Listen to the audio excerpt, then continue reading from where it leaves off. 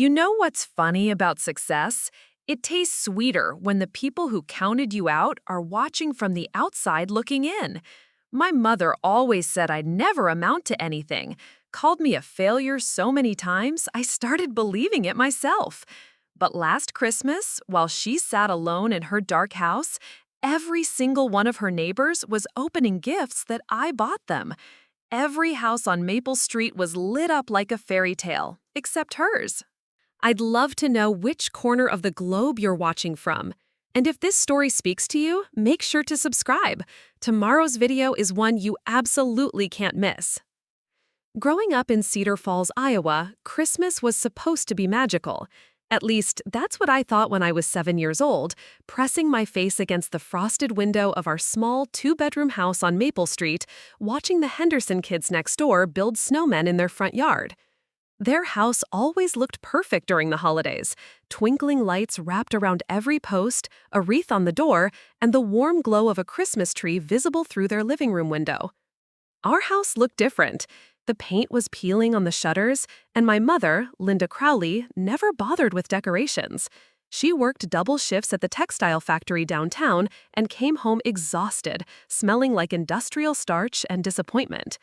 My father had left when I was 5, and she never let me forget that his departure was somehow connected to my existence.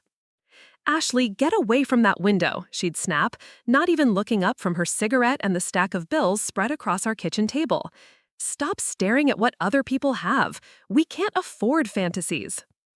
I remember the Christmas when I was 8, I found a crumpled piece of paper in the trash, a wish list I'd written weeks earlier. At the top, in my messy second-grade handwriting, I'd written, "Dear Santa," and listed 3 things: a bike, art supplies, and for my mom to smile more. She'd thrown it away without even reading it. That same year, I overheard her on the phone with my Aunt Margaret. I was supposed to be asleep, but their voices carried through the thin walls of our house. "That kid expects too much," my mother was saying. "Always wanting things we can't afford. Always disappointed. I swear, Ashley's going to grow up to be just as useless as her father. Some people are born failures, Maggie. Might as well learn it early." I pulled my blanket over my head and cried myself to sleep that night. School wasn't much better. Cedar Falls Elementary was small enough that everyone knew everyone's business. The teachers knew we lived in the bad part of Maple Street, the section where the houses were smaller, older, and the lawns weren't perfectly manicured like the ones closer to downtown. During Christmas concerts and holiday parties, I'd watch other kids talk excitedly about their family traditions, their vacation plans, their presents. My best friend back then was Marcus Rodriguez, whose family had moved from California the year before. Marcus lived 3 houses down from us, and his parents worked hard to make their rental house feel like home. They couldn't afford much either, but Mrs. Rodriguez always made sure Marcus had clean clothes and a good lunch. She'd sometimes pack an extra sandwich and give it to me with a knowing smile. "Ashley needs 2, she'd tell Marcus in Spanish, not realizing I'd been picking up words from sitting near them at lunch. When Christmas rolled around that year, Mrs. Rodriguez knocked on our door with a plate of homemade tamales and a small wrapped present for me. My mother answered, still in her work uniform, looking irritated at the interruption. "Oh, you don't need to," my mother started, but Mrs. Rodriguez was already pressing the plate into her hands. "For Ashley," she said in accented English, handing me the small box. "From our family to yours. Feliz Navidad." Inside was a simple bracelet with small, colorful beads. It wasn't expensive, but it was beautiful to me. I wore it every day until the string finally broke months later. My mother waited until Mrs. Rodriguez left, then shook her head. "Don't get used to charity, Ashley. People don't give things away for free. There's always a catch." But I was learning something different from the Rodriguez family and from watching other families on our street. I was learning that kindness existed, that families could be warm and supportive, that Christmas could mean something more than just another day when the bills came due. The Hendersons, who lived in the biggest house on our block, had 2 kids, twins named Sarah and Michael. They were in my grade, and while they weren't mean to me, they moved in completely different circles. Their father owned Henderson's Hardware downtown, and their mother volunteered at the library. During winter break, they'd go skiing in Colorado. During spring break, they'd visit their grandparents in Florida. I'd walk past their house every day on my way to and from school, and I started noticing details. Mr. Henderson washed his car every Saturday morning. Mrs. Henderson planted new flowers every season and actually watered them. Sarah and Michael had friends over constantly. Kids riding bikes in their driveway, birthday parties in their backyard, sleepovers where you could hear laughter echoing from their windows late into the night. My house was quiet. My mother came home, ate whatever she could heat up quickly, watched television, and went to bed. Weekends were for laundry and grocery shopping at the discount store on the outskirts of town. We never had people over. We never went anywhere special. We existed in the spaces between other people's lives. By the time I turned 10, I'd started keeping a notebook, not for school, for observations. I wrote down things I noticed about the families around us. How Mr. Patterson across the street always shoveled his elderly neighbor's driveway after snowstorms. How the Johnsons at the end of the block let neighborhood kids climb their apple tree every fall. How Mrs. Chen, who lived next to the Rodriguez family, would leave extra vegetables from her garden on people's doorsteps with little notes. I was studying what normal looked like, what kindness looked like, what a community looked like. My mother found my notebook one day while I was at school. When I came home, she was sitting at the kitchen table with it open in front of her. "What is this supposed to be?" she asked, her voice flat and dangerous. "Just notes," I said, my heart pounding. "Notes about our neighbors? About what they have and what we don't have?" She flipped through the pages, reading my childish observations about Christmas decorations and family dinners and birthday parties. "This is pathetic, Ashley. You're sitting here writing down other people's lives like some kind of stalker instead of focusing on your own reality." She closed the notebook and looked at me with an expression I'd seen many times but never understood until that moment. It wasn't just disappointment. It wasn't just frustration. It was disgusting. You want to know the truth about those people? She continued. They're not better than us. They're just better at pretending. And you, sitting here dreaming about their lives, making up stories about how wonderful everyone else is, you're setting yourself up for a lifetime of disappointment. Failures don't get happy endings, Ashley. The sooner you learn that, the better. She threw my notebook in the trash, and I never saw it again. That was the year I stopped believing in Santa Claus, stopped writing letters, stopped expecting Christmas morning to bring anything more than the cold reality of our empty living room. But it was also the year I started making a different kind of promise to myself. I promised that someday I would have enough to give other people the Christmas mornings I'd never had. I promised that someday I would be the person who made other people's children feel special and wanted and loved. I just never imagined that when that day came, my mother would be the only person on Maple Street left out in the cold. High school changed everything, though not in the way I expected. Cedar Falls High was bigger than our elementary school, drawing kids from 3 different neighborhoods, which meant I wasn't automatically labeled as the poor kid from the bad side of Maple Street anymore. For the first time, I had a chance to reinvent myself. I threw myself into academics with an intensity that surprised even me.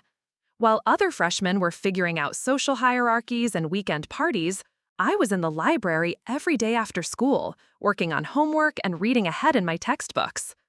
My English teacher, Miss Patricia Vaughn, noticed first. "Ashley, you have a gift for writing," she told me after class one October afternoon during my sophomore year. "Have you considered joining the school newspaper?" The Cedar Falls Gazette was run by a senior named Jonathan Walsh, whose father owned the town's actual newspaper. Most of the staff were popular kids looking for easy extracurriculars, but Jonathan took the work seriously. When I showed up for my first meeting, carrying a folder full of article ideas I'd researched and outlined, he raised an eyebrow. "You know this is just a school paper, right? We're not exactly investigating Watergate here." "I know," I said, opening my folder, "but I think there are stories worth telling even in Cedar Falls." My first article was about Mrs. Alina Vasquez, the school custodian who'd been working there for 23 years. I'd noticed that she always greeted students by name, even though there were over 800 of us. When I interviewed her, I learned that she had memorized every student's name as a personal challenge, and that she often slipped granola bars to kids she suspected weren't eating lunch. The article ran on the front page, and suddenly other students were stopping Mrs. Vasquez in the hallways to thank her for things they'd never noticed before. She cried when she read it, and that feeling of using words to make someone feel seen and valued became addictive. I started staying after school even later, not just for homework, but to work on articles. Jonathan promoted me to assistant editor by the end of my sophomore year, and I was spending so much time at school that I barely saw my mother except for the 15 minutes between when she got home from her evening shift and when I went to bed. Our conversations became even more limited. She'd ask if I'd eaten, I'd ask if she needed help with anything. We'd both answer no and retreat to our separate silences. But during my junior year, something shifted. I'd been working on a series about local businesses for the school paper when I decided to profile Henderson's hardware. Mr. James Henderson agreed to an interview, and I spent a Saturday morning at his store asking questions about running a family business in a small town. "You know, Ashley," he said as I was packing up my notebook, "you've got a real talent for this. Have you thought about what you want to study in college?" A lot of love and effort went into bringing this story to life. If you're enjoying it, we'd be so grateful if you'd subscribe to our channel. Now, back to where we left off. College. The word hung in the air like something foreign. My mother had never mentioned college. My grades were good, great, actually, but I'd never seriously considered what came after high school beyond maybe getting a job at the textile factory like my mother. I'm not sure my family can afford college, I admitted. Mr. Henderson nodded thoughtfully. There are scholarships, you know. Academic scholarships, need-based aid. A student with your grades and your work ethic, you'd have options. That conversation sent me to the guidance counselor's office the following Monday. Mrs. Dorothy Kim spread pamphlets across her desk like she was dealing cards. Ashley, with your GPA and your extracurricular involvement, you're competitive for several state schools, she said. And if you can get your SAT scores up just a little bit, some private colleges might offer significant financial aid packages. I took the SAT prep course offered after school, funded by a small scholarship from the Rotary Club that Mrs. Kim helped me apply for. I studied vocabulary words on the bus, worked through math problems during lunch, and wrote practice essays until my hand cramped. When my scores came back, 1420 out of 1600, Mrs. Kim actually hugged me. "Ashley, you have choices now," she said, "real choices." I applied to 12 colleges that fall, each application fee paid for with money I'd saved from my weekend job at Miller's grocery store. I wrote my personal statement about Mrs. Vasquez and the power of seeing people who are usually invisible. I wrote about growing up in a house where dreams were discouraged and choosing to dream anyway. My mother found the college brochures I'd hidden under my mattress in March of my senior year. "What is this?" she demanded, holding up the glossy pamphlet from Northwestern University. "I applied to colleges," I said, trying to keep my voice steady. "I've been accepted to several of them." She stared at me like I'd just announced I was planning to fly to the moon. "College costs money, Ashley. Money we don't have. Money I can't give you." "I know. That's why I applied for financial aid. Northwestern offered me a partial scholarship, and with student loans." "Student loans," she laughed, but it wasn't a happy sound. "So you want to go into debt for 4 years to get a piece of paper that'll make you think you're better than where you came from?" "It's not about being better than anyone. It's about having opportunities." "Opportunities for what? To come back here and lord it over everyone with your fancy degree? To move away and pretend you never lived on Maple Street?" The argument escalated quickly. She accused me of being ungrateful, of thinking I was too good for Cedar Falls, of having unrealistic expectations just like my father. I accused her of being afraid of my success, of wanting to keep me small because she'd never tried to grow beyond her own limitations. "You think you're so smart," she finally said, her voice cold and final. "But you're just setting yourself up for disappointment. College kids like you, from families like ours, you'll flunk out in a semester and come crawling back here with nothing to show for it but debt. Failures don't get fairy tale endings, Ashley. I thought I'd taught you that by now." I moved out that weekend, staying with the Rodriguez family until graduation. Mrs. Rodriguez had heard about our fight through the small town gossip network and showed up at our door with a gentle firmness I'd never experienced from my own mother. Ashley is welcome in our home for as long as she needs, she told my mother. Education is a gift, not a burden. My mother didn't fight it. She just shrugged and said, she'll learn. Graduation day was strange. I sat with the other honor students, wearing my cap and gown, listening to the speeches about bright futures and endless possibilities. I kept scanning the audience for my mother's face, even though I knew she wouldn't be there. She'd made it clear that my choices were my own, and she wouldn't be part of celebrating what she saw as my inevitable downfall. But the Rodriguez family was there, cheering loudly when my name was called. Mrs. Kim was there, beaming like a proud parent. Even Mr. Henderson had closed his store early to attend. After the ceremony, as I was taking pictures with friends and teachers, I saw my mother's car drive slowly past the school parking lot. She slowed down when she spotted me, and for just a moment, our eyes met through her passenger window. I raised my hand in a small wave, hoping maybe she'd stop, maybe she'd get out and tell me she was proud, maybe she'd realize that her daughter achieving something remarkable wasn't a betrayal of where we came from. She drove away without stopping. That night, packing my few belongings for my summer job in Chicago before starting college in the fall, I made myself a promise that went deeper than my childhood vows about Christmas mornings and neighborhood kindness. I promised myself that I would become successful enough that my mother's opinion would never hurt me again. I would build a life so full and meaningful that her absence from it would be her loss, not mine. I just didn't know yet how literally I would keep that promise. Northwestern University hit me like a freight train made of opportunity. The campus in Evanston was everything I'd imagined college could be. Red brick buildings covered in ivy, students hurrying between classes with armfuls of books, professors who remembered your name and actually wanted to hear your thoughts during discussions. My roommate was Zoe Mitchell from Greenwich, Connecticut, whose father was some kind of investment banker. She had more shoes than I had total possessions, and her weekly allowance was more than my mother made in a month. But Zoe wasn't cruel about our differences. If anything, she seemed fascinated by what she called my authentic life experiences. "You actually worked at a grocery store?" she asked during our first week, watching me organize my half of our shared dresser. "Like scanning barcodes and everything?" "And stocking shelves, cleaning floors, dealing with angry customers who wanted to return moldy produce," I said. "The whole glamorous experience." Zoe laughed, but not mockingly. "I've never had a real job. My parents think work builds character, but they also think I should focus on my studies and networking. You're like actually self-sufficient." Networking. That was a word I heard constantly during my first semester.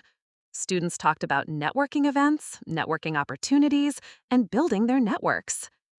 Coming from Cedar Falls, where everyone already knew everyone else's business, the idea of strategic relationship building felt foreign and slightly manipulative. But I learned quickly. My journalism professor, Dr. Rebecca Torres, was a former investigative reporter for the Chicago Tribune, retransitioned to academia after winning a Pulitzer Prize for exposing corruption in city government. She was brilliant, demanding, and had zero patience for students who weren't serious about the craft. Journalism isn't about making friends, she told our Introduction to Investigative Reporting class. It's about finding truth and telling stories that matter. Sometimes that means asking uncomfortable questions. Sometimes it means challenging people who don't want to be challenged. I thrived in her classes. While other students struggled with the intensity of her assignments, I found myself energized by the challenge. She'd assign us to investigate stories around campus, and I'd spend hours digging through public records, conducting interviews, following paper trails that other students would abandon after hitting their first roadblock. My breakthrough story came during the spring semester of my freshman year. I'd noticed that several campus maintenance workers had been replaced over the winter break, and when I casually mentioned it to one of the remaining staff members, he looked nervous and changed the subject. That nervousness intrigued me. I spent 3 weeks investigating, discovering that the university had quietly terminated a dozen longtime employees just before they would have been eligible for full pension benefits. The workers had been given vague explanations about budget cuts, but the university had simultaneously hired a private contracting company, owned by a major donor's cousin, to handle the same services at a significantly higher cost. My article ran in the campus newspaper and got picked up by the Chicago Sun-Times. The university was forced to reinstate the workers with full benefits, and the contracting deal was canceled. Dr. Torres nominated my article for a National Collegiate Journalism Award. "You have instincts for this work that can't be taught," she told me after the story broke. "But more importantly, you have the persistence to see difficult stories through to completion. That's rare, even among professional journalists." The success opened doors I hadn't known existed. The editor of the campus paper offered me a paid position as an investigative reporter. A local magazine offered me a summer internship. Dr. Torres recommended me for a competitive scholarship program that would cover my full tuition for the remaining 3 years. I called Mrs. Rodriguez to share the news, since she was the closest thing I had to a parent who might actually be proud. "Mija, this is wonderful," she said, her voice bright with excitement. "Your mama, she must be so proud." I hadn't spoken to my mother since graduation day. I'd written her 2 letters during my first semester, one describing my classes and professors, another sharing my good grades, but she'd never responded. "I don't think she cares," I said quietly. "Ashley, you are her daughter. She cares. Maybe she doesn't know how to show it, but she cares." Mrs. Rodriguez meant well, but she didn't understand my mother the way I did. My success wasn't something my mother would celebrate. It was confirmation of her worst fears about me getting ideas above my station. Still, against my better judgment, I called home that night. My mother answered on the 4th ring, sounding tired and suspicious. "Ashley, what's wrong?" "Nothing's wrong. I wanted to tell you some good news.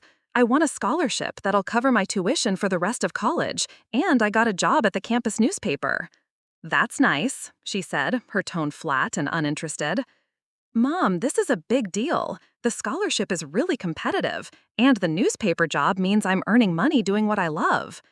"Ashley, I'm happy for you, I guess, but I don't really understand what any of this means. You're living in a different world now." The conversation lasted less than 5 minutes. She asked no questions about my studies, my life, my plans. She didn't congratulate me or express any curiosity about what I was learning. When I hung up, I felt more distant from her than ever. Summer internship at Chicago Metro magazine changed my perspective on everything. I was assigned to work under senior writer David Chen, a sharp-tongued investigative journalist who'd made his career exposing white-collar crime and political corruption. My first week, he handed me a stack of financial documents and told me to find the story hidden in the numbers. "Good journalism is like archaeology," David explained. "You dig through layers of bureaucracy and bullshit until you find something real underneath. Most people give up too early. The story is always deeper than it first appears." I spent that summer learning to read corporate filings, track money through shell companies, and identify patterns that suggested fraudulent activity. David taught me how to build sources, how to protect whistleblowers, how to ask questions that made guilty people nervous while keeping innocent people comfortable. By the end of the internship, I'd co-authored 3 major investigative pieces that resulted in federal investigations and criminal charges. David offered me a permanent position, starting after graduation, with a salary that seemed impossibly generous to someone who'd grown up clipping grocery store coupons. "You have a talent for making powerful people uncomfortable," he told me last week. "That's exactly what good investigative journalism requires." That fall, returning to Northwestern for my sophomore year, I felt like I was living someone else's life. I had real professional experience, a clear career path, and financial security I'd never imagined possible. My professors treated me like a colleague rather than a student. Other students sought me out for advice about journalism careers and internship opportunities. But success brought an unexpected loneliness. The more accomplished I became, the fewer people could relate to my experiences. Zoe was still my roommate and friend, but her concerns, which fraternity parties to attend, which designer to wear to formal events, felt increasingly trivial. My classmates from Cedar Falls had scattered to state schools or community colleges or straight into the workforce, and our paths had diverged too dramatically for easy conversation. I started spending more time alone, working on increasingly complex investigative projects that stretched far beyond normal coursework. Dr. Torres encouraged my independence, but occasionally expressed concern about my isolation. Success without community is just elaborate loneliness, she warned me during office hours one afternoon. Don't lose sight of the relationships that matter while you're building your career. Her advice was sound, but I was discovering that the relationships that had mattered most, particularly with my mother, were already lost. My success wasn't healing old wounds, it was highlighting how different my life had become from the one I'd grown up expecting. During Thanksgiving break of my sophomore year, I drove back to Cedar Falls for the first time since graduation. The town looked smaller than I remembered, the houses on Maple Street more run down, the whole place touched by a kind of stagnation that I'd never noticed when I lived there. I parked outside my mother's house and sat in my car for 20 minutes, gathering courage to knock on the door. When she answered, she looked older, more tired, but her expression when she saw me was exactly the same as always: guarded, slightly disappointing, braced for disappointment. "Ashley, you look different." I was wearing clothes that actually fit properly, my hair was professionally styled, and I probably carried myself with more confidence than I had at 18. But I suspected that wasn't what she meant by different. "Can I come in?" She stepped aside reluctantly, and I walked into the house where I'd grown up. Nothing had changed. Same furniture, same smell of cigarettes and industrial detergent, same sense of dreams being discouraged before they could fully form. We sat at the kitchen table where she'd once thrown away my Christmas wish list, and I tried to bridge the gap that had grown between us. It didn't work. The conversation was stilted, full of long pauses and careful politeness. I told her about school, about my internship, about my plans after graduation. She listened without comment, occasionally nodding, clearly waiting for me to leave. When I finally stood to go, she walked me to the door. "Ashley," she said as I reached for the handle, "I hope you know what you're doing with all this. Sometimes when you reach too high, you fall harder." I drove back to Chicago that night understanding something fundamental. My success would always feel like a rejection to her, and her disapproval would always feel like a rejection to me. But I was learning that rejection could be fuel if you knew how to burn it. After graduation, Chicago Metro magazine became my launching pad into the world of serious investigative journalism.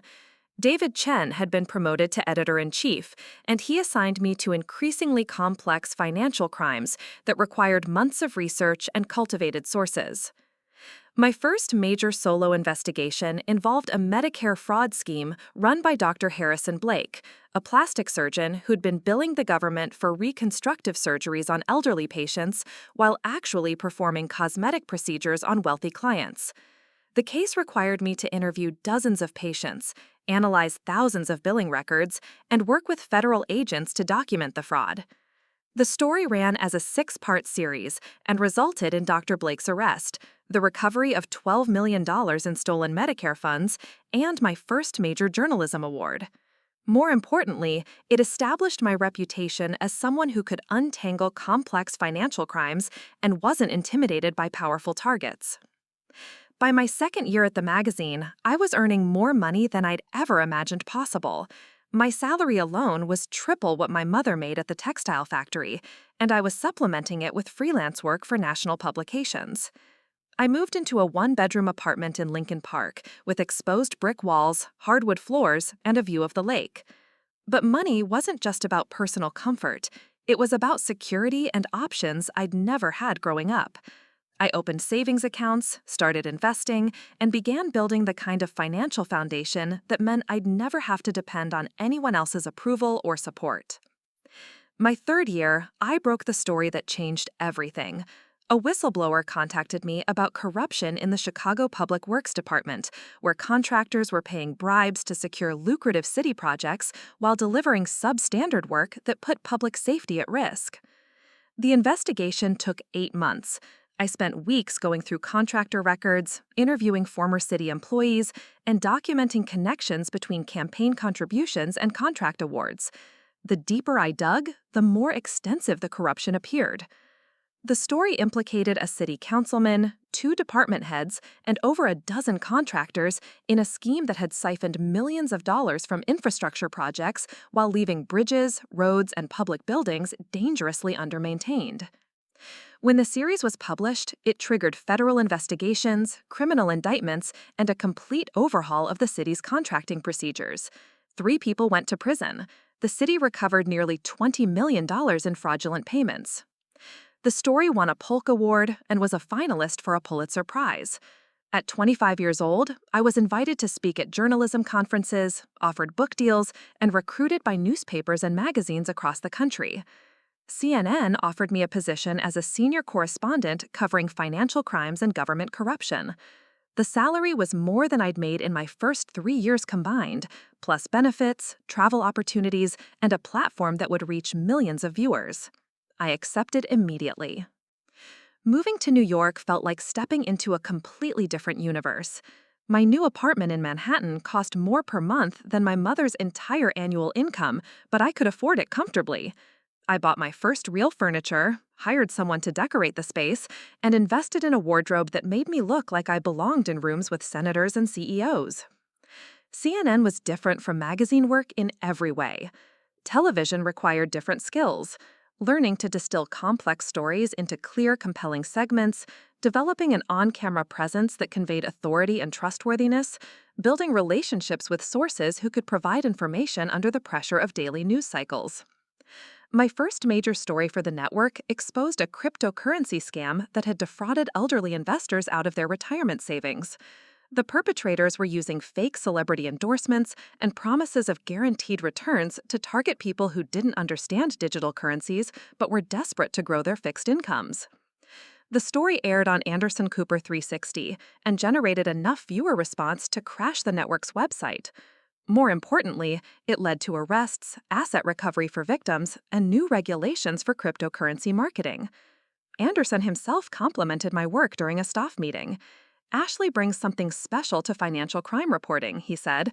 "She makes complicated fraud schemes understandable without dumbing them down, and she clearly cares about the people who get hurt by these criminals." That caring wasn't just professional, it was personal. Every elderly victim I interviewed reminded me of Mrs. Chen from Maple Street, or the Rodriguez family who'd taken me in, or any of the hard-working people from Cedar Falls who could be devastated by losing their life savings to sophisticated criminals. By my second year at CNN, I was anchoring my own weekend show focused on investigative reporting. The Money Trail with Ashley Crowley aired Saturday evenings and featured in-depth investigations into financial crimes, corporate fraud, and government corruption. The show consistently ranked among the network's highest-rated programs. Success brought invitations to exclusive events, introductions to powerful people, and opportunities I'd never dreamed of growing up in Iowa. I attended White House press briefings, interviewed Fortune 500 CEOs, and was recognized as one of the top investigative journalists under 30 by Columbia Journalism Review. But it also brought scrutiny. My reporting had made enemies among the people I'd exposed, and I received regular threats from subjects of my investigations and their supporters. CNN hired private security to monitor my apartment and accompany me to certain interviews. The threats didn't frighten me, they energized me. Every angry phone call from a convicted fraudster's lawyer, every attempt to intimidate sources I was working with, every effort to discredit my reporting just confirmed that I was asking the right questions and threatening the right people. During my third year at CNN, I was contacted by a source inside a major pharmaceutical company with evidence that they were knowingly selling contaminated medications to developing countries while maintaining higher safety standards for American consumers. The investigation took me to manufacturing plants in 3 countries, required translation of thousands of internal documents, and involved coordinating with international law enforcement agencies. The story exposed a pattern of corporate behavior that prioritized profits over human lives in the most literal sense possible. The contaminated medications had caused hundreds of deaths and thousands of severe adverse reactions in countries whose regulatory systems were less stringent than America's. When the series aired, it triggered congressional hearings, international boycotts, and criminal charges in multiple countries. The pharmaceutical company paid over $2 billion in fines and settlements. Several executives were criminally prosecuted. The story won a Peabody Award and finally earned me the Pulitzer Prize that had been my goal since college. At the award ceremony, I thought about Dr. Torres, about David Chen, about all the people who'd believed in my potential when I was just a kid from Cedar Falls writing articles for the high school newspaper. I also thought about my mother, who still hadn't contacted me despite my increasingly public success. My face had been on magazine covers, my voice was on national television every week, and my name appeared regularly in major newspapers. But Linda Crowley, who lived 90 minutes away from Chicago, apparently had no interest in her daughter's accomplishments. That realization should have hurt, but instead it crystallized something I'd been feeling for years. I no longer needed her approval or acknowledgement. I had built a life so successful and meaningful that her absence from it said more about her limitations than about any failure on my part.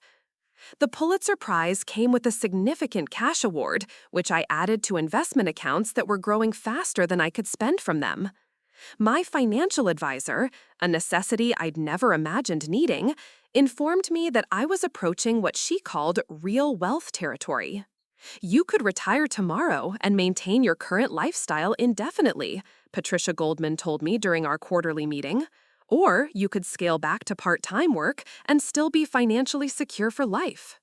I had no interest in retiring, but the security was intoxicating. I'd grown up in a house where every purchase was carefully considered, where unexpected expenses created a genuine crisis, where financial stability was a fantasy rather than a realistic goal.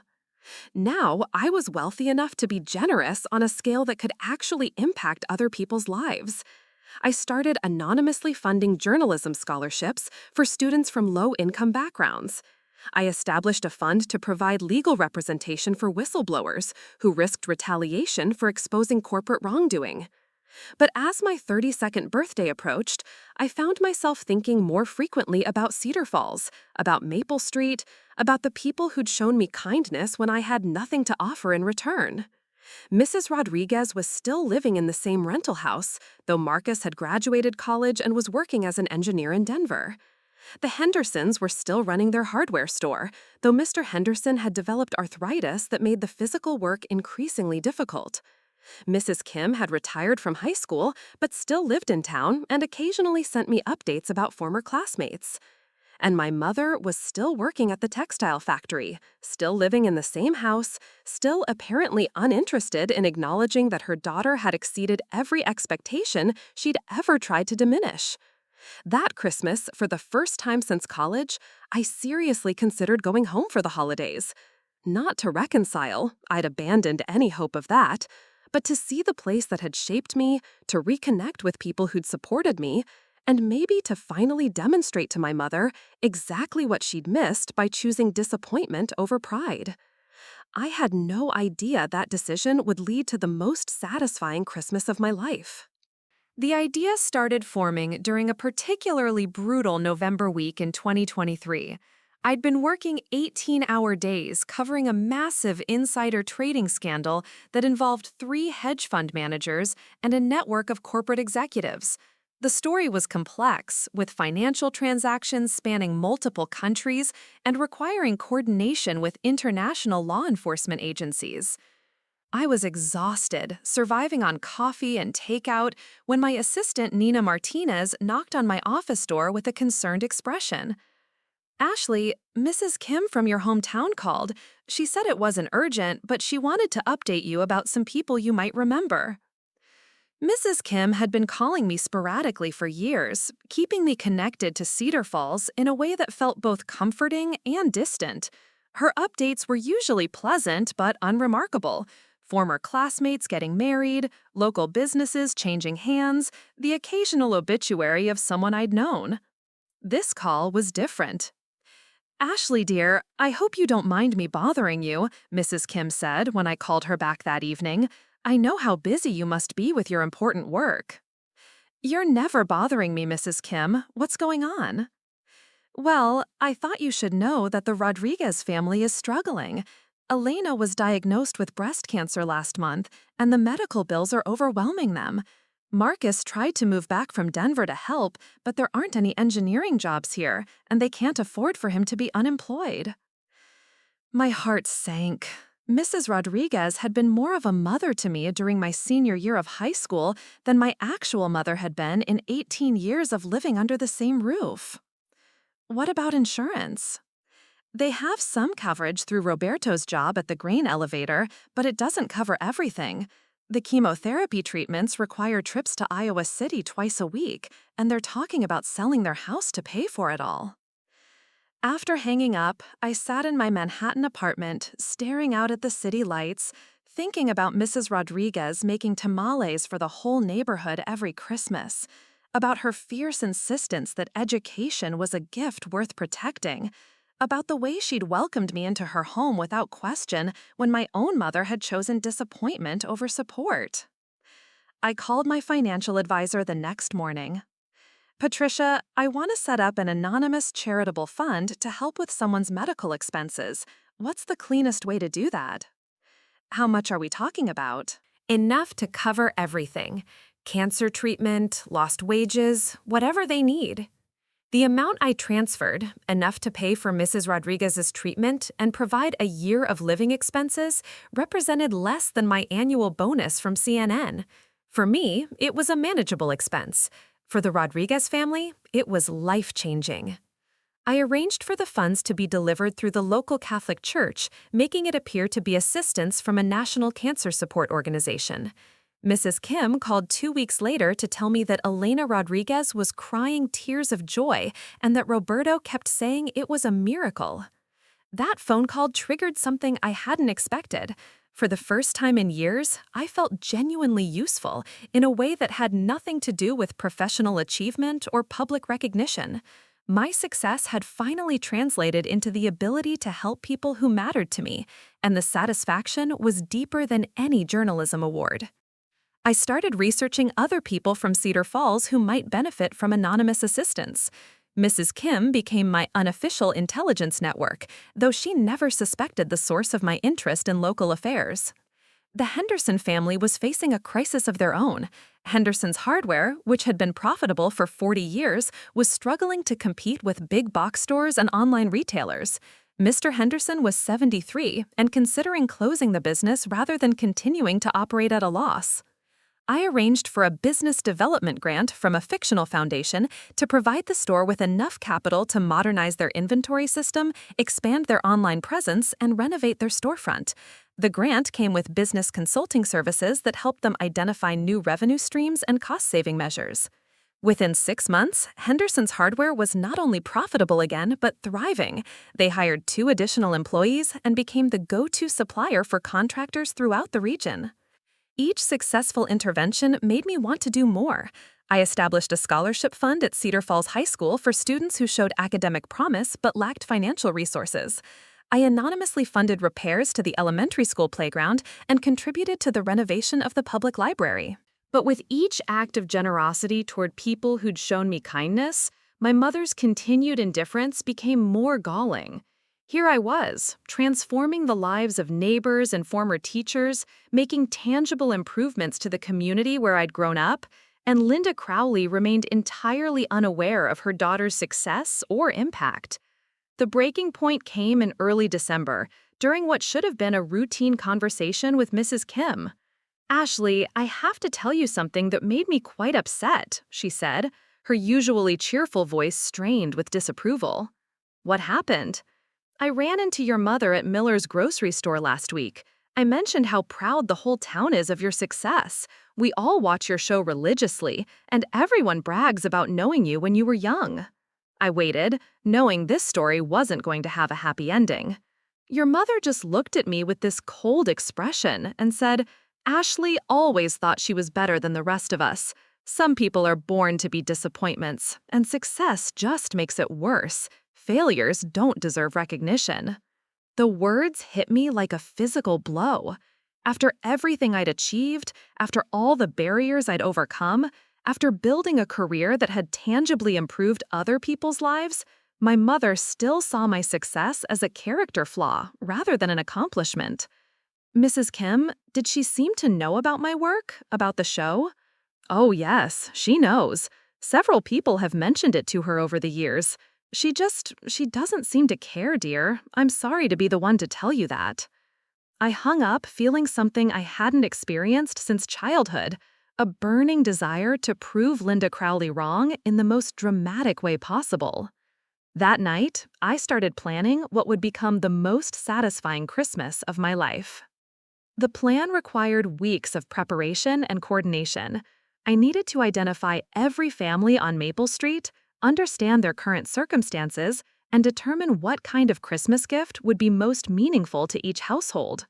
Mrs. Kim became my unknowing accomplice, providing detailed updates about neighborhood dynamics during our increasingly frequent phone calls. I learned that the Patterson family was struggling since Mr. Patterson's construction company had been slow during the recent economic downturn. The Chen family was saving money to bring Mrs. Chen's elderly mother from Taiwan for an extended visit. The Johnsons had been talking about replacing their ancient furnace but couldn't afford the expense. I hired a private investigation firm, the same company CNN used for sensitive background research, to conduct detailed financial assessments of every household on Maple Street except my mother's. I wanted to understand each family's specific needs, dreams, and challenges. The results were comprehensive. Single-parent households struggling with childcare costs, elderly couples choosing between medications and groceries, young families postponing home repairs they couldn't afford, college students working multiple jobs to pay tuition. Every family had something they needed, something they wanted, or some burden that money could alleviate. Except for one household.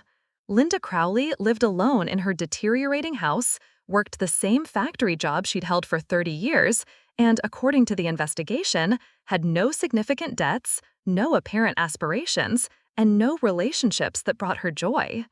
She existed in a state of self-imposed isolation, surrounded by neighbors she barely acknowledged, and nursing grievances against a daughter whose success she refused to celebrate. I realized that my mother had created exactly the life she'd always predicted for me, small, bitter, and disappointed, while I had built the kind of life she'd insisted was impossible for people like us. The irony was perfect. I spent the first week of December shopping for Christmas presents with a budget that would have fed my childhood family for several years. Custom gifts, personalized experiences, practical assistance disguised as holiday generosity. Each purchase was carefully calculated to demonstrate the kind of Christmas magic that unlimited resources could create. But the real gift I was giving myself was the opportunity to prove, once and for all, that Linda Crowley's definition of failure had been wrong from the beginning. Christmas on Maple Street was about to become legendary, for everyone except the woman who'd taught me that dreams were dangerous and success was impossible. The logistics of gifting an entire neighborhood required the kind of project management skills I'd developed covering complex investigative stories. I created spreadsheets tracking every household, their residents, their needs, and their delivery preferences. I hired a team of personal shoppers across 3 cities to source specific items without raising suspicions about bulk purchases. My first major acquisition was a partnership with Midwest Luxury Services, a company that typically handled gift-giving for tech moguls and hedge fund managers during the holidays. Their owner, Margaret Walsh, had built her business around making impossible gift requests possible within tight timeframes.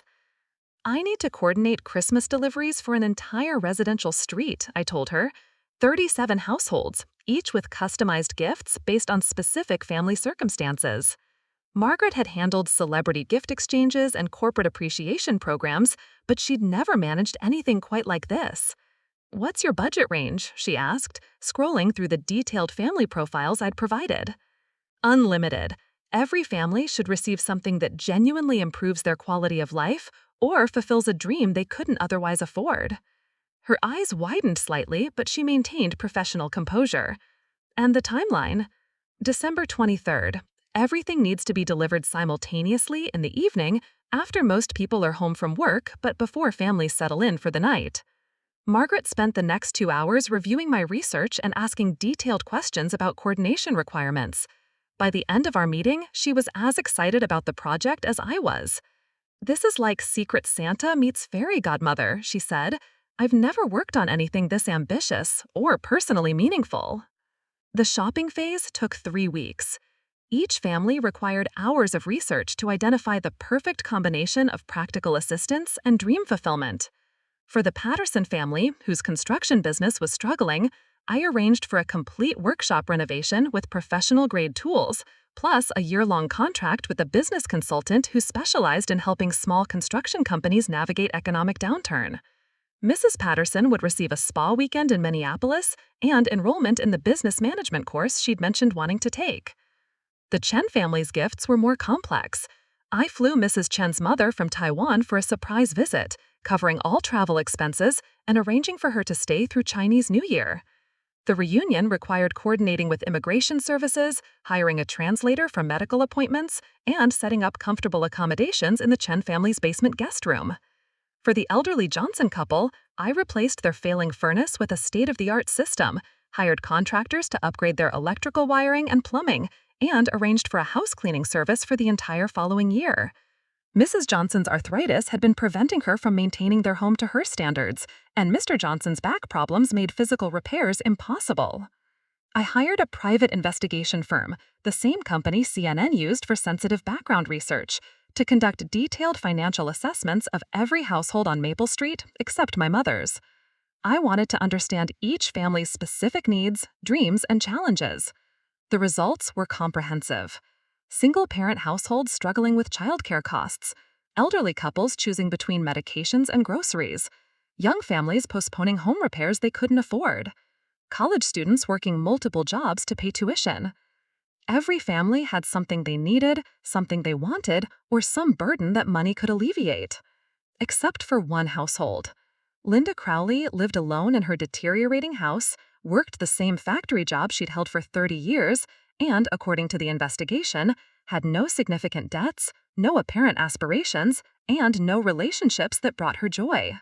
She existed in a state of self-imposed isolation, surrounded by neighbors she barely acknowledged, and nursing grievances against a daughter whose success she refused to celebrate. I realized that my mother had created exactly the life she'd always predicted for me, small, bitter, and disappointed, while I had built the kind of life she'd insisted was impossible for people like us. The irony was perfect. I spent the first week of December shopping for Christmas presents with a budget that would have fed my childhood family for several years. Custom gifts, personalized experiences, practical assistance disguised as holiday generosity. Each purchase was carefully calculated to demonstrate the kind of Christmas magic that unlimited resources could create. But the real gift I was giving myself was the opportunity to prove, once and for all, that Linda Crowley's definition of failure had been wrong from the beginning.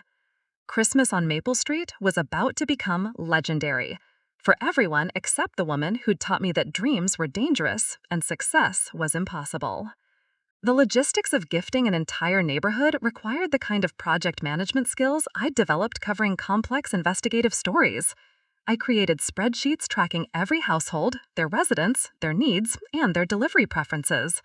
I hired a team of personal shoppers across 3 cities to source specific items without raising suspicions about bulk purchases. My first major acquisition was a partnership with Midwest Luxury Services, a company that typically handled gift-giving for tech moguls and hedge fund managers during the holidays. Their owner, Margaret Walsh, had built her business around making impossible gift requests possible within tight timeframes. "I need to coordinate Christmas deliveries for an entire residential street," I told her. 37 households, each with customized gifts based on specific family circumstances. Margaret had handled celebrity gift exchanges and corporate appreciation programs, but she'd never managed anything quite like this. "What's your budget range?" she asked, scrolling through the detailed family profiles I'd provided. "Unlimited. Every family should receive something that genuinely improves their quality of life." The Rodriguez family received the most personal attention. I arranged for Mrs. Rodriguez to receive experimental cancer treatments at Mayo Clinic with all expenses covered and transportation provided.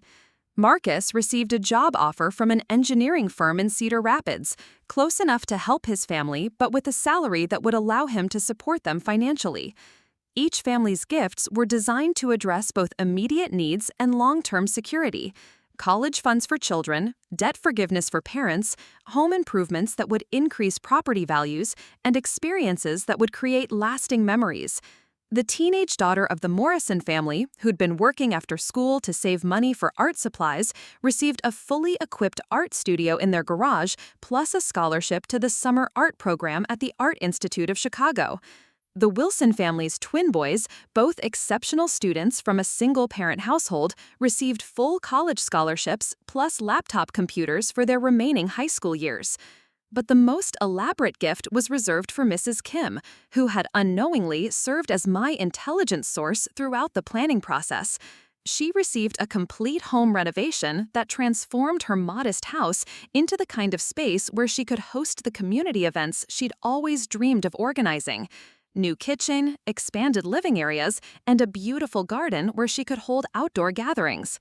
The coordination required military precision. Margaret's team worked with local contractors, delivery services, and installation crews to ensure that every gift would arrive simultaneously across 37 households. We rented a warehouse outside Cedar Falls to stage everything and hired security to prevent premature discoveries. 3 days before Christmas, I drove to Cedar Falls and checked into the Holiday Inn under an assumed name. I wanted to witness the deliveries personally, but I also needed to be physically present for the final phase of my plan. The town looked exactly as I remembered. Quiet streets lined with modest houses, the kind of place where everyone knew their neighbor's business and major events became community celebrations. Christmas decorations were modest but cheerful, reflecting families who celebrated the holidays with limited budgets but genuine enthusiasm. I spent December 22nd driving around Maple Street, observing the houses I'd researched so extensively. The Patterson family's construction truck was parked in their driveway, showing rust and wear that indicated tough financial times. The Johnson house needed exterior repairs that were clearly being postponed due to expense. The Chen family's small front yard contained a vegetable garden that suggested they grew their own food to save money. Every household showed signs of families doing their best with limited resources, exactly the kind of people who would be most impacted by unexpected generosity. Except for one house. My mother's house sat at the end of the street like a monument to deliberate neglect. The paint was peeling worse than I remembered, the small front yard was overgrown with weeds, and no Christmas decorations brightened the windows or porch. It looked like the home of someone who had given up on joy years ago. I parked across the street and watched my mother's house for over an hour, hoping to catch a glimpse of her. When she finally emerged to collect her mail, I was struck by how much older she looked. She moved slowly, hunched over slightly, and her face carried the kind of permanent disappointment that comes from years of choosing bitterness over hope. She glanced briefly at her neighbors' houses with their modest Christmas displays, but her expression showed no warmth or seasonal spirit. She collected her mail, looked around with the suspicious expression of someone who expected trouble, and retreated back inside. Watching her, I felt a complicated mixture of sadness and vindication. This was the life she'd chosen, isolated, resentful, closed off from the community around her. Tomorrow evening, every other house on Maple Street would be celebrating unexpected miracles, while Linda Crowley sat alone in her dark house, surrounded by evidence of the generosity she'd chosen to exclude herself from. That night, I called Margaret to confirm final arrangements.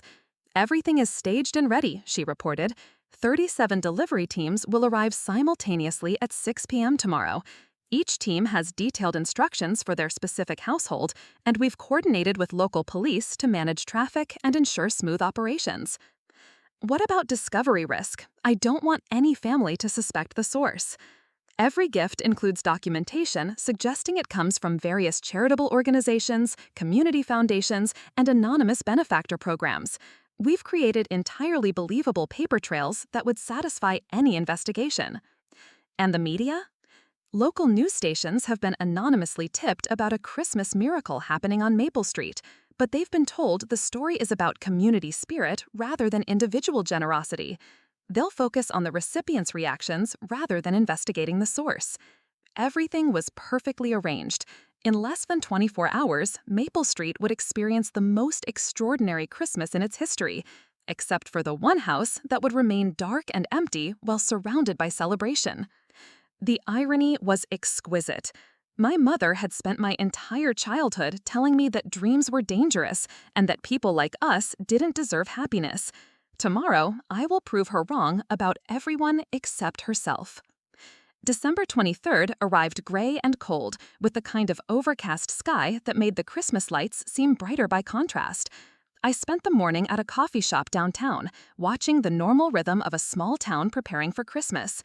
Last-minute shoppers hurrying between stores, families loading trees onto car rooftops, children pressing faces against shop windows filled with toys they hoped to find under their trees. At 4 p.m., I positioned myself in the parking lot of the abandoned gas station that provided a clear view of the entire length of Maple Street. I had binoculars, a thermos of coffee, and a front-row seat to what was about to become the most talked-about Christmas in Cedar Falls history. At exactly 6 p.m., the convoy arrived. 37 vehicles turned onto Maple Street simultaneously. Delivery trucks, moving vans, luxury cars carrying installation crews, and specialized transport vehicles for the larger items. The coordination was flawless, with each team proceeding directly to their assigned address without confusion or delay. The effect was magical. Within minutes, the quiet residential street was transformed into something resembling a movie set. Teams of uniformed workers began unloading wrapped packages, furniture, appliances, and construction equipment. Professional installation crews set up Christmas trees in front yards, strung lights across porches, and began implementing the home improvements I'd arranged. The first family to answer their door was the Pattersons. Mrs. Patterson opened her front door to find 6 people standing on her porch with clipboards, equipment, and a truck full of construction tools behind them. "Mrs. Patterson?" the team leader asked. "We're here to deliver your Christmas gifts from the Community Enhancement Foundation." I watched through binoculars as her hand flew to her mouth in shock. She called for her husband, who appeared in the doorway looking confused and suspicious, until he saw the paperwork explaining that his construction business had been selected for a complete equipment upgrade and business development package. Similar scenes played out across the street. The Chen family's front door opened to reveal Mrs. Rodriguez. Alina had insisted on helping with holiday preparations despite her ongoing cancer treatment, who immediately started crying when she saw Mrs. Chen's mother stepping out of a luxury sedan. The reunification had required months of coordination with immigration services and medical providers, but seeing the 2 elderly women embrace in the Chen family's driveway made every bureaucratic obstacle worthwhile.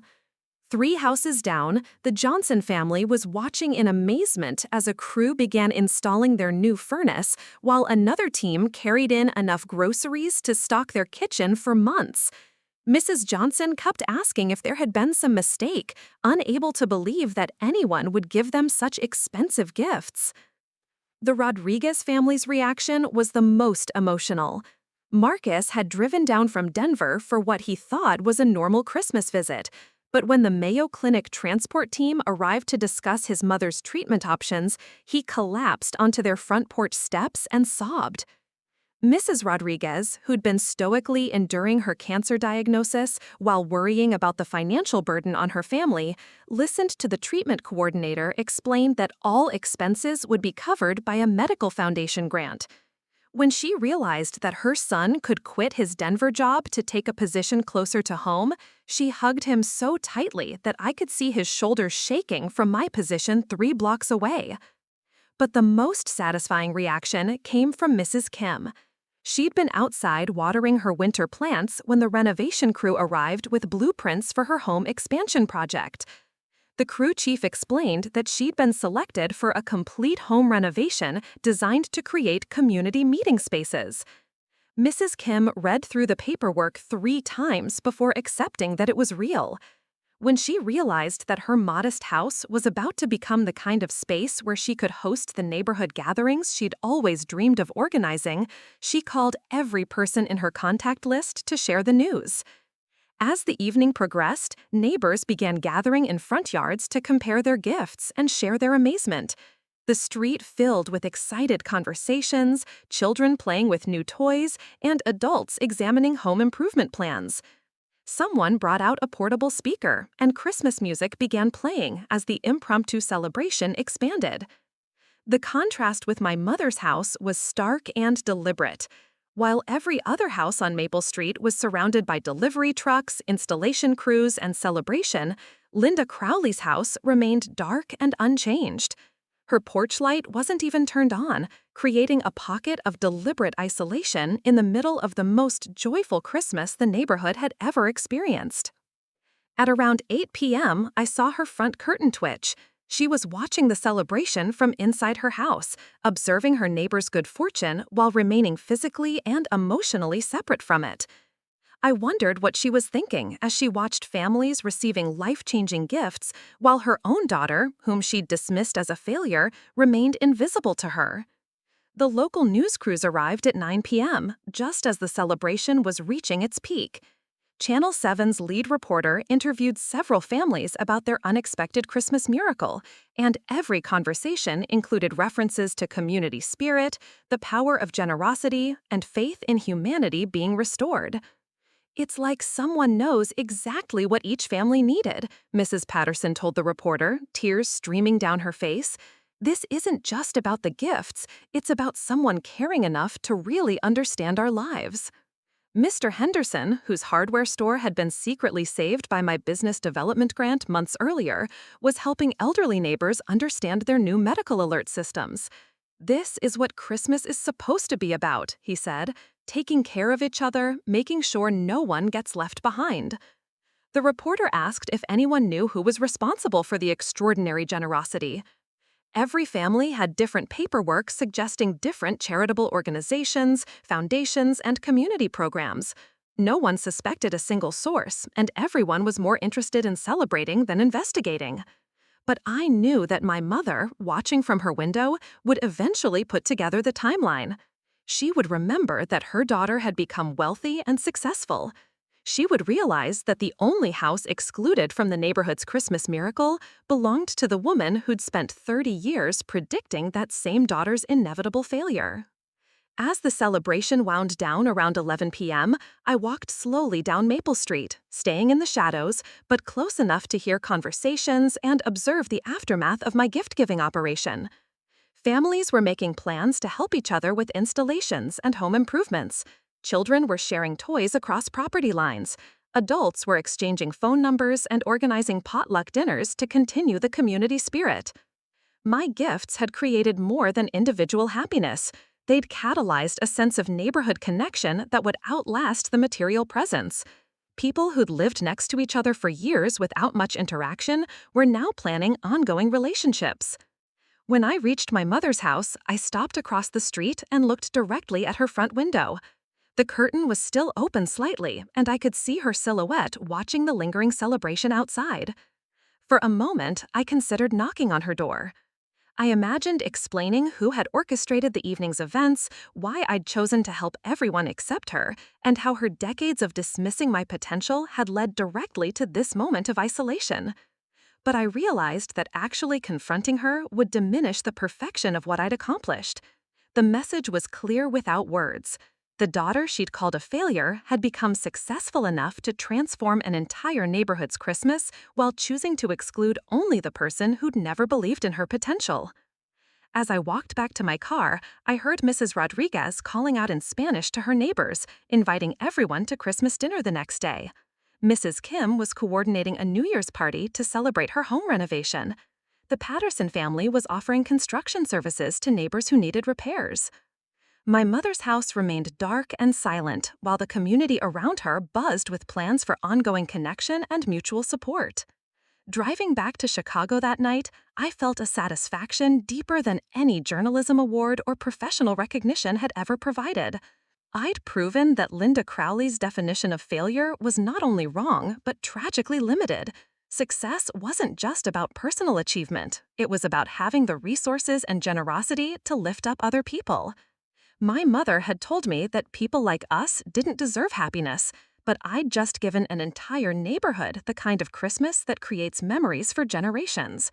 She'd insisted that failures don't get fairy tale endings, but I'd become the fairy godmother for every family except hers.